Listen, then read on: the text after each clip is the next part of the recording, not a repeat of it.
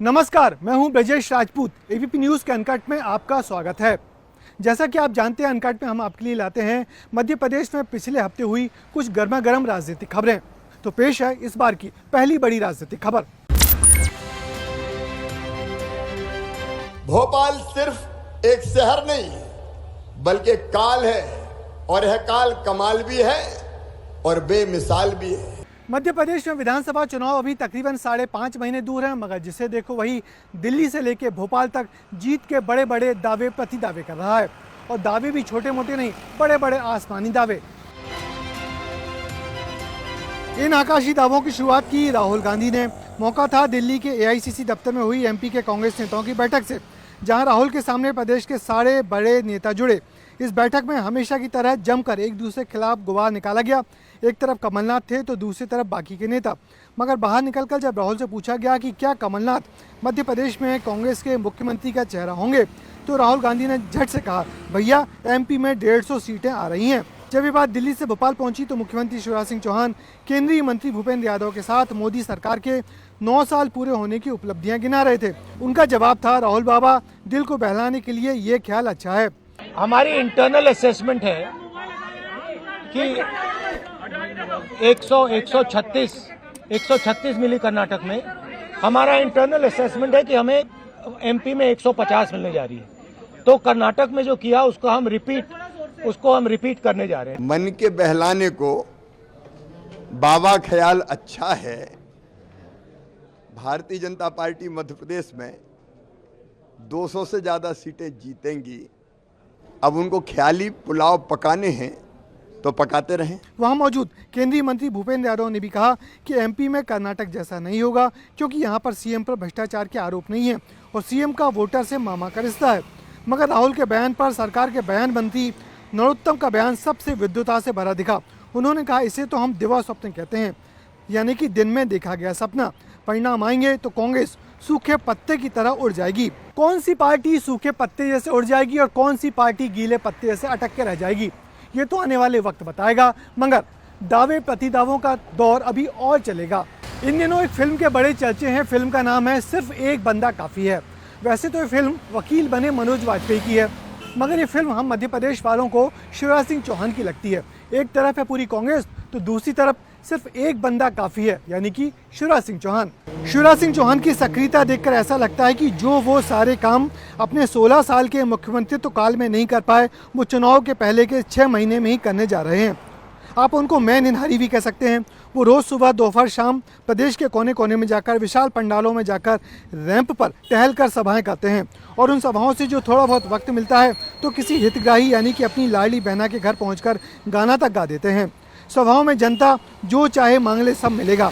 मगर इन दिनों जो बिना मांगे मिल रहा है वो है महापुरुषों के नाम पर बनने वाले लोग। छतरपुर में छत्रसाल लोग तो भोपाल में महाराणा प्रताप लोग, महेश्वर में अहिल्या देवी लोग तो जानापाव में भगवान परशुराम लोग, ओरछा में राम राजा लोग तो सलकनपुर में देवी लोग। अब आप पूछेंगे कि ये घोषणाएं हैं या लोग बनेंगे भी, मगर घोषणा होने के बाद प्रोजेक्ट रिपोर्ट बनती है, जिसे डीपीआर कहते हैं। फिर पैसा आवंटित होता है, फिर जाकर काम शुरू होता है और इस सब में तो चुनाव निकल ही जाएगा। फिलहाल तो लोगों के श्लोक व्यापीकरण में घोषणाएं ही हो रही हैं, पर आपको भी क्या जल्दी है? यदि सरकार बीजेपी की फिर आई तो लोग बन ही जाएगा। वैसे महापुरुषों और देवी देवताओं के नाम पर बनने वाले ये लोग हमेशा सरकार को वाहवाही देते हो ऐसा नहीं है। महाकाल लोक एपिसोड में शिवराज सरकार की जितनी बदनामी इन दोनों हुई है, इससे पहले कभी ऐसा नहीं हुआ। उज्जैन के महाकाल लोक में पिछले रविवार को चली तेज आंधी में सप्तऋषि उखड़कर जमीन पर क्या गिरे, लोगों का भरमसा टूट गया। जिस महाकाल लोक को कल तक लोग अद्भुत, अलौकिक, अप्रतिम जाने क्या क्या कहते थे, वो महाकाल लोक को विपक्षी पार्टियों के लोग भ्रष्टाचार और गुणवत्ता विहीन घटिया काम के लिए बदनाम करने लगे। इस परिसर में बने 100 से ज्यादा विशेष प्लास्टिक से बनी भगवान शिव के विग्रह या पुतलों की मजबूती और रंग रोगन पर अब शक किया जाने लगा है। कांग्रेस ने तो शिवराज सरकार को इस काम के लिए घेरा ही। लोकायुक्त ने भी पहले से दर्ज मामले में अपनी रिपोर्ट टीम भेजकर तेज कर दी। नगरीय प्रशासन मंत्री भूपेंद्र सिंह जब सफाई देने आए तो भोपाल में उनको पत्रकारों ने बुरी तरह घेरा। सरकार गजब बचाव की मुद्रा में आ गई और रोज नए नए तरीके से नई सफाई देने लगी। उज्जैन में पिछले रविवार को 30 से 50 किलोमीटर प्रति घंटा की रफ्तार से चली हवा ने जितना नुकसान महाकाल लोक को नहीं पहुंचाया, उससे कई गुना ज्यादा शिवराज सरकार की छवि को पहुंचा दिया। वैसे भी प्रधानमंत्री मोदी का प्रिय चीता प्रोजेक्ट मध्य प्रदेश में हिचकोले लेते चल रहा है। उस पर से प्रधानमंत्री के उद्घाटन वाला ये महाकाल लोक के टूटे पुतले शिवराज सिंह चौहान को अब चुनाव तक परेशान करेंगे। जय हनुमान। और अब बात कांग्रेस के भगवा की। बीजेपी के हिंदुत्व के मुकाबले कांग्रेस ने भी अब तय कर लिया है कि बीजेपी के धार्मिक दिखने के मुकाबले में कांग्रेस को जरा भी पीछे नहीं दिखना है। इसलिए कांग्रेस पार्टी ने पंडा पुजारी प्रकोष्ठ तो बनाया ही है, अब धर्म उत्सव प्रकोष्ठ भी बना रखा है। इसकी अध्यक्ष कथावाचक ऋचा गोस्वामी हैं, जो खास खास जगहों पर जाकर कथा कर रही हैं। साथ ही अपने प्रकोष्ठ के लोगों से मंदिरों में जाकर कथा करवाने और हनुमान चालीसा सुंदरकांड करने की अपील करती हैं। उनका दावा है कि इससे पार्टी की छवि सुधरेगी और प्रभु यदि प्रसन्न हो गए तो कांग्रेस की सरकार भी बनकर रहेगी। वैसे बीजेपी के पास कथावाचकों की लंबी फौज है, इसका मुकाबला कांग्रेस कैसे करेगी देखना होगा। मगर पिछले दिनों बीजेपी नेता सुब्रमण्यम स्वामी का ये बयान जरूर पार्टी के नेताओं का दिल दुखा गया कि बीजेपी सरकार मंदिरों के पुजारियों की नहीं सुन रही और यही हाल रहा तो मध्य प्रदेश में बीजेपी की सरकार बनना मुश्किल होगा। वैसे बीजेपी के प्रभारियों का भी यही कहना है कि इस बार सरकार बनाना बड़ा मुश्किल होगा, क्योंकि पूरे राज्य में हवा कांग्रेस के पक्ष में तो नहीं मगर हाँ बीजेपी के खिलाफ जरूर दिखती है।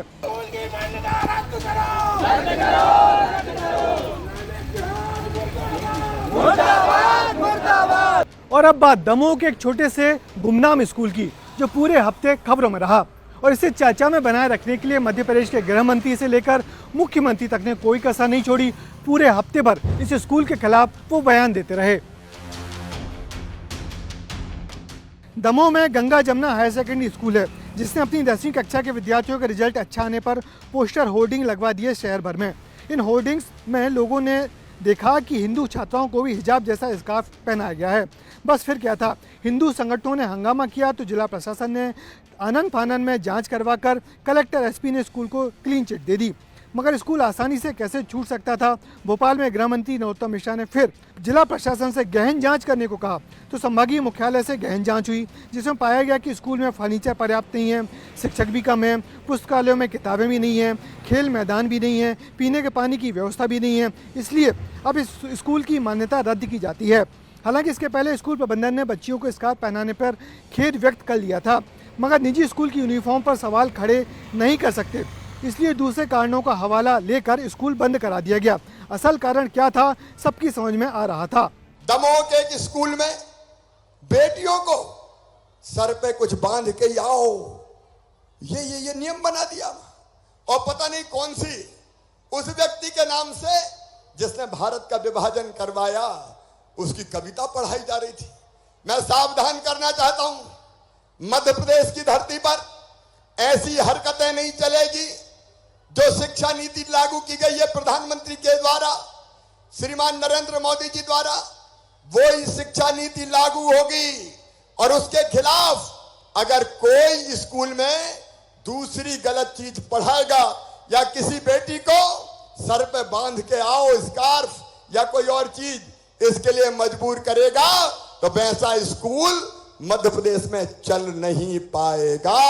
ये मध्य प्रदेश में नहीं चलने देंगे, ये नहीं चलेगा। शिक्षा नीति के हिसाब से हाँ शिक्षा देने का काम होगा। असल सवाल तो यही है कि स्कूल के छात्र छात्राओं और उनके परिजनों की बिना परवाह किए स्कूल तो बंद करा दिया गया, मगर क्या प्रशासन ने अपने उन अधिकारियों की भी सुध ली जिन्होंने इतनी अनियमितताओं के बाद भी इतने सालों से स्कूल को चलने दिया। अब चलते चलते दो दिलचस्प चटपटी खबरें। भोपाल के गौरव दिवस पर गीतकार से कथाकार बने मनोज मुंतशिर शुक्ला ने ऐसा क्या कह दिया कि जिससे कांग्रेसी लाल पीले नीले होते रहे। दरअसल सामने बैठे शिवराज सिंह चौहान को खुश करने के लिए मनोज मुंतशिर शुक्ला ने विपक्ष के पार्लियामेंट में नहीं आने को आसुरी शक्ति करा दिया, मगर वो भूल गए कि संसद तो पक्ष विपक्ष दोनों से मिलकर बनती है और दोनों के रोल बदलते रहते हैं। वैसे आपको ये भी बता दूं कि इन गीतकार महोदय ने भोपाल के इस गौरव दिवस में आने की सहमति तभी दी थी जब उनसे वायदा किया गया था कि उनको शहर के सबसे महंगे होटल में रुकवाया जाएगा। इसी गौरव दिवस पर मध्य प्रदेश के मुख्यमंत्री शिवराज सिंह चौहान का भाषण भी चर्चा का केंद्र रहा। उन्होंने कहा कि भोपाल नवाबों का बसाया शहर नहीं है, बल्कि ये तो राजा भोज का बसाया शहर भोपाल है। केवल नवाबों का शहर नहीं है, ये भोपाल था राजा भोज का बसाया हुआ भोजपाल।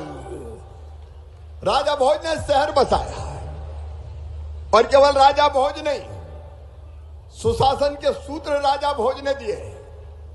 भोपाल सिर्फ एक शहर नहीं बल्कि एक काल है, और यह काल कमाल भी है और बेमिसाल भी है। मैं आपको बताना चाहता हूं, विशेषकर नौजवानों को। तो उनके भोजपाल कहने का कहीं मतलब ये तो नहीं कि भोपाल का नाम आने वाले दिनों में बदला जाएगा। वैसे नाम में क्या रखा है, हम नाम इसको भोपाल कर लें या भोजपाल, मगर हम जानते हैं कि हमारा ये शहर दूसरे शहरों के मुकाबले बहुत पीछे है। आज के अनकट में बस इतना ही। आपकी प्रतिक्रियाएं हमें लगातार मिल रही हैं। अगले हफ्ते हम फिर मिलेंगे कुछ नई रोचक चटपटी राजनीतिक खबरों के साथ। तब तक के लिए मुझे दीजिए इजाज़त। नमस्कार।